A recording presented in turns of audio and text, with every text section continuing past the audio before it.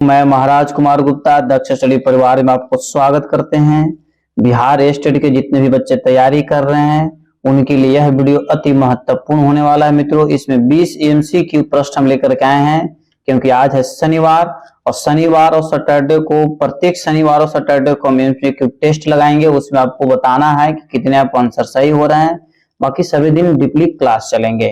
प्रतिदिन इस चैनल पर मित्रों सुबह 8 बजे एमसीक्यू क्लास लिए जाएंगे। ठीक है, शनिवार और रविवार को मतलब क्लास को जरूर ज्वाइन करें। यदि चैनल पर पहली बार विजिट कर रहे हैं मित्रों तो चैनल को जरूर सब्सक्राइब कर लें। और इसी चैनल में मित्रों एक हम बहुत महत्वपूर्ण सूचना आपको देंगे जो आपके लिए अति महत्वपूर्ण होने वाला है, वह सूचना। तो मित्रों, आज का प्रथम प्रश्न है कि पंडित विश्व मोहन भट्ट इनमें से एक वाद्य बजाते हैं। मतलब कहने का मतलब है कि पंडित विश्व मोहन भट्ट क्या बजाते हैं। तो मित्रों, जिस प्रश्न का आंसर आपको आता है उसको कमेंट्स में आप जरूर दिया कीजिए। तो मित्रों, पंडित विश्व मोहन भट्ट जो है आपको गिटार बजाते हैं। क्या बजाते हैं? गिटार वादक हैं। व्याख्या पर ध्यान दीजिएगा। पंडित विश्व मोहन भट्ट गिटार वाद्य बजाते हैं। एन राजन वायलिन तथा पंडित रविशंकर सितार तथा जाकिर हुसैन तबला बजाते हैं। मित्रों, सभी प्रश्नों को डिटेल्स हम इसलिए बता देते हैं ताकि आपको यदि डिटेल्स में मालूम रहेगा तो आराम से आप एग्जाम निकाल सकते हैं। अगला प्रश्न मित्रों जो बेहद महत्वपूर्ण है, राग तिलंग में प्रयोग होता है। राग तिलंग में प्रयोग होता है। तो मित्रों बताइए क्या होगा। इसका मित्रों आंसर आपको हो जाएगा दोनों नी। राग तिलंग में जो प्रयोग क्या होता है तो दोनों नी प्रयोग होता है। व्याख्या ध्यान दीजिए, राग तिलंग में दोनों नी का प्रयोग किया जाता है। तिलंग राग खमास ठाट का राग है। तिलंग राग की जाति औडो तथा गायन समय रात्रि का दूसरा प्रहर माना जाता है। ठीक है, तिलंग राग का वादी ग तथा संवादी नी माना जाता है। ये इसका व्याख्या था मित्रों। एक हम सेकंड चैनल का मित्रों निर्माण किए हैं, उस पर मंडे से जैसे अर्थात जिस दिन राम जन्मभूमि का पूजन है उसी दिन से हम न्यू चैनल का मित्रों एक्टिवेट कर देंगे, उस पर क्लास चालू कर देंगे। अतः आप क्लास को जरूर ज्वाइन करें, सेकेंड चैनल को जरूर सब्सक्राइब कर ले मित्रों। और उस पर हम आपको डिटेल्स में पीडीएफ विथ नोट को भी सारा चीज प्रोवाइड करवाएंगे। तो प्रश्न मित्रों अगला कि राग मारवा में वर्जित स्वर है। तो मित्रों बहुत बार हम पढ़ा चुके आपको है कि वर्जित स्वर सिर्फ जो है से प है। इसमें क्या है? प है। ध्यान दीजिएगा व्याख्या पर। राग मारवा में वर्जित स्वर प है। राग मारवा थाट का राग है। मारवा राग की जाति साडव और वादी रे तथा संवादी ध माना जाता है। मारवा राग को दिन के अंतिम प्रहर में गाया जाता है। मारवा राग में ग म तथा नि स्वर वर्जित नहीं है। सिर्फ वर्जित कौन है? तो प है। अगला प्रश्न मित्रों, कर्नाटक संगीत में जाति भेद से तालों की संख्या बनती है। कर्नाटक संगीत में जाति भेद से तालों की संख्या बनती है। तो मित्रों इसका आंसर आपको हो जाएगा, क्लियर कीजिएगा। इसका मित्रों आंसर हो जाएगा आपको 35। कितना बनता है? 35 आपको याद होना चाहिए। ठीक है, कर्नाटक संगीत में जाति भेद तालों की संख्या कितनी बनती है? तो 35 बनती है। इसका व्याख्या पर ध्यान दीजिए। कर्नाटक संगीत जाति भेद से तालों की संख्या 35 बनती है। कर्नाटक संगीत में 7 ताल माने जाते हैं तथा 5 जातियां होती है। तो 7 × 5 कितना हो गया? 35। मतलब ताल और जाति मिलकर मित्रों जाति भेद का निर्माण करता है। ठीक है, तो ध्यान दीजिए कर्नाटक संगीत में 7 ताल तथा 5 जाति। तो 7 × 5 = 35। तो ताल जाति नहीं हो गया। ठीक है, इस प्रकार कितना हो गया?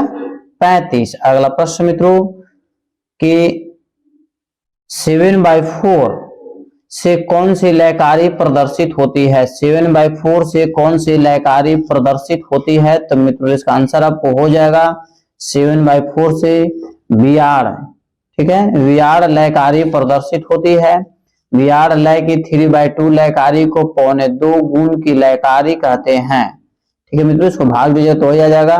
लयकारी आड़ है। ठीक है, 5/4 या 4/3 की लयकारी कुआड़ तथा लयकारी को पौन गुण की लयकारी भी कहते हैं।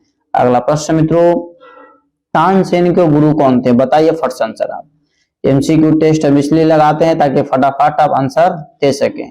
तानसेन के गुरु कौन थे?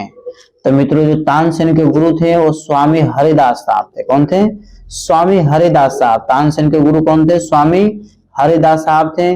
व्याख्या पर ध्यान दीजिएगा, स्वामी हरिदास के गुरु कौन थे? तो तानसेन थे। अकबर के दरबार के संगीतज्ञ तथा अहोबल ने संगीत परिजात ग्रंथ की रचना की है, तथा गोपाल एक गायक है। ठीक है, सभी प्रश्नों का डिटेल्स मित्रों हम ऑप्शन आपको बताते चलेंगे। अगला प्रश्न है कि पंडित पन्नालाल घोष क्या बजाते थे? बताइए फट से आंसर। पंडित पन्नालाल घोष क्या बजाते थे? तो मित्रों इसका आंसर हो जाएगा पंडित पन्नालाल घोष बांसुरी बजाते हैं। क्या बजाते हैं?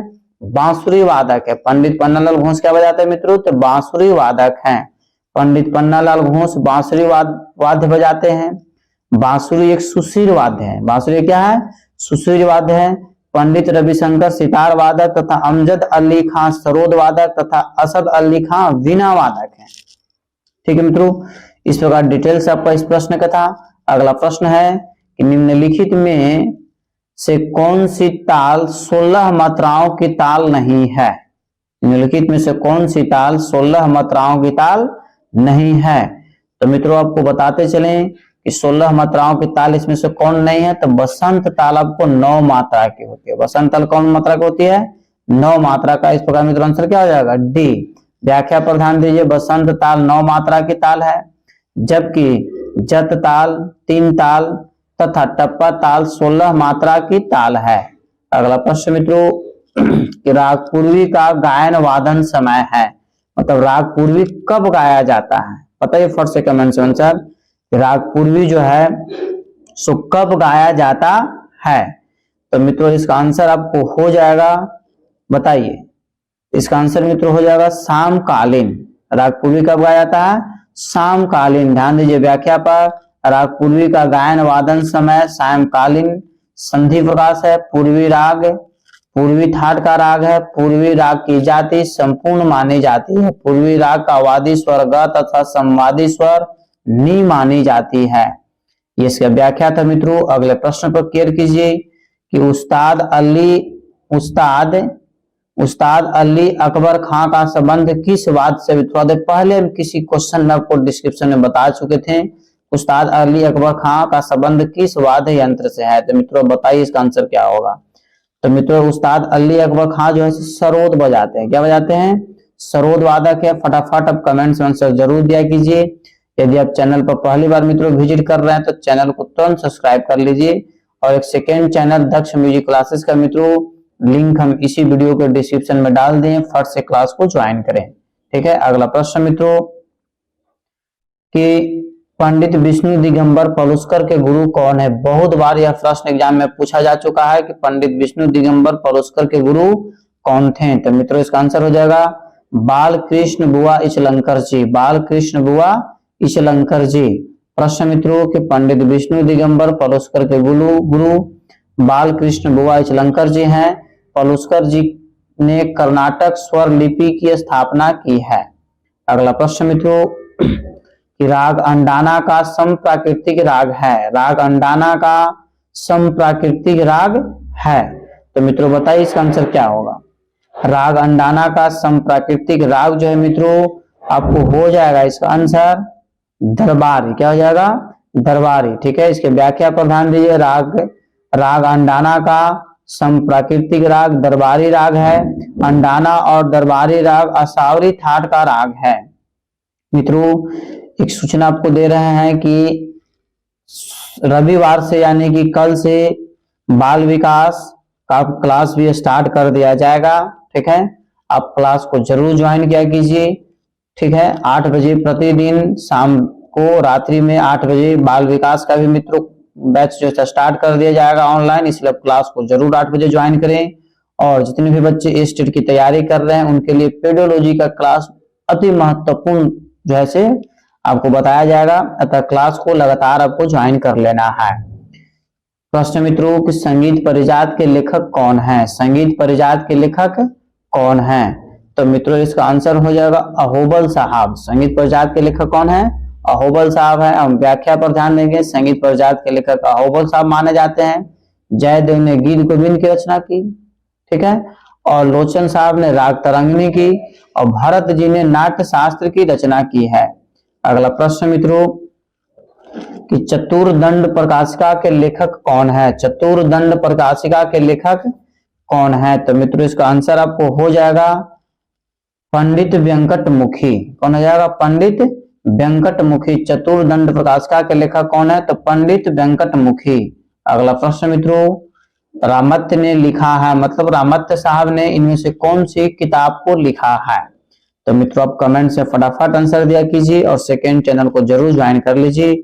और इसी चैनल पर मित्रों बाल विकास का क्लास रात्रि 8 बजे से स्टार्ट आज से कर दिया जाएगा, अतः क्लास को आप रात्रि 8 बजे जरूर ज्वाइन करें। रामत्य ने लिखा है, तो मित्रों इसका आंसर आपको हो जाएगा स्वरमेल कलानिधि के लेखक रामत्य साहब हैं। व्याख्या पर ध्यान दीजिए, रामत्य ने स्वरमेल कलानिधि की रचना की है। सोमनाथ जी ने राग विबोध, हृदय प्रकाश ने हृदय कौतुक तथा बसंत जी ने संगीत विशारद नामक ग्रंथ की रचना की है। यदि आप संपूर्ण ग्रंथों, संगीत के ग्रंथों का जानकारी लेना चाहते हैं मित्रों, तो हम इसी चैनल पर आपको संगीत से रिलेटेड एक वीडियो बना दिए हैं, जो इसमें सभी बुक्स और तथा उनके लेखक का जिक्र डीपली किया हुआ है। उस वीडियो को जाकर के आप जरूर देख लें। इनमें से एक परमेल प्रवेशक राग है, बताइए क्या होगा, इनमें से एक परमेल प्रवेशक राग है। तो मित्रों इसका आंसर आपको हो जाएगा जय जयवंती। जय जयवंती जैसे परमेल प्रवेशक राग है। हम व्याख्या पर ध्यान देंगे मित्रों, जय जयवंती राग एक परमेल प्रवेशक राग है। जय जयवंती राग खमास ठाट का राग है। जय जयवंती राग का वादी रे तथा संवादी स्वर प माना जाता है। जय जयवंती राग को रात्रि के दूसरे प्रहर में गाया जाता है। आपसे एग्जाम में पूछ सकता है कि संगीत में प्रहर कितने हैं, तो 8 हैं। अगला प्रश्न मित्रों, निर्गम मम स्वर समूह है, निर्गम मम स्वर समूह है। तो मित्रों थोड़ा सा मिसप्रिंट हो गया, यहाँ पर लिखा था अलग नी र ग म स्वर समूह, इस तरीके से लिखा था, टाइप में थोड़ा सा मिसप्रिंट हो गया मित्रों। यहाँ पर देखिए व्याख्या में आपको डिटेल्स में दे दिया गया है। तो मित्रों फिलहाल में इसका आंसर बता देते हैं, राग ललित का है, राग ललित का है। देखिए ध्यान दीजिएगा, नी रे ग म स्वर समूह का राग ललित का है। ठीक है मित्रों, इस प्रकार हम लोग अगले प्रश्न पर ध्यान देंगे। संगीत में कोमल स्वर हैं, तो संगीत में मित्रों कोमल स्वर 4 हैं। संगीत में कोमल स्वर कौन है, कितने हैं, तो 4 हैं। कौन कौन है ये जान लीजिए, रे ग ध नी। ठीक है, ये क्या है, कोमल स्वर। और तीव्र स्वर कितने हैं, 1 है। मतलब म जो ऐसे होता है उसको कैसे डंटा टाइप का लग जाए, इसको क्या बोलते हैं, तीव्र स्वर बोलते हैं। ठीक है मित्रों, तो अगला प्रश्न है, इस संगीत में तीव्र स्वर है, देखिए आ ही गया, इसमें इनमें से कौन सा ऐसा माने लेटर है, अक्षर है जो तीव्र स्वर है। तो मित्रों मिसप्रिंट यहाँ पर टाइप हो गया, पर ऐसे लगेगा पा इस पर में। ठीक है, इसे यहाँ ध्यान दीजिए, म लिख करके इस तरीका से रहेगा। ठीक है, सीधा रहेगा डंटा, म इसे लिख करके ऐसे, यही हो गया तीव्र स्वर हो गया। ठीक है, तो इसका आंसर मित्रों क्या हो जाएगा, सी नंबर। ठीक है, व्याख्या पर ध्यान दीजिएगा। व्याख्या है कि संगीत में तीव्र स्वर में माना जाता है रे ग ध स्वर जो है शुद्ध कोमल दोनों होते हैं, जबकि म स्वर कोमल नहीं होता है, शुद्ध म होता है। अगला प्रश्न मित्रों, कि संगीत में ग्राम कितने हैं। इतना बार इसका आंसर बता चुके हैं, इतना बार आंसर बता चुके हैं कि आपको डायरेक्ट वे में आंसर बताना चाहिए मित्रों। संगीत में ग्राम कितने हैं, 3 हैं। तीनों का नाम भी आपको यहाँ पर हम दे दिए हैं कि संगीत में ग्राम 3 है। 8 गलत लिखा गया मित्रों, पहला षडज ग्राम, दूसरा का मध्यम ग्राम और तीसरा का गंधार ग्राम। इस प्रकार मित्रों आज का क्लास यहीं पर समाप्त किया गया। आप प्रतिदिन सुबह 8 बजे म्यूजिक का क्लास अब जरूर ज्वाइन करें। रात्रि में 8 बजे आपको पेडियोलॉजी मिस शिवानी गुप्ता आपको जैसे क्लास लेंगे, आप लगातार क्लास को ज्वाइन किया कीजिए और उनको सपोर्ट कीजिए। ठीक है, यदि हम लोग एक दूसरे को मिलकर यदि सपोर्ट करते हैं, एक दूसरे को मदद करते हैं, तो हमको भी और आपको भी सभी को कहीं न कहीं फायदा मिलने वाला है। अतः क्लास को जरूर ज्वाइन करें। तब तक के लिए आप स्वस्थ रहिए, मस्त रहिए। एक बार प्रेम से बोलिए भारत माता की जय।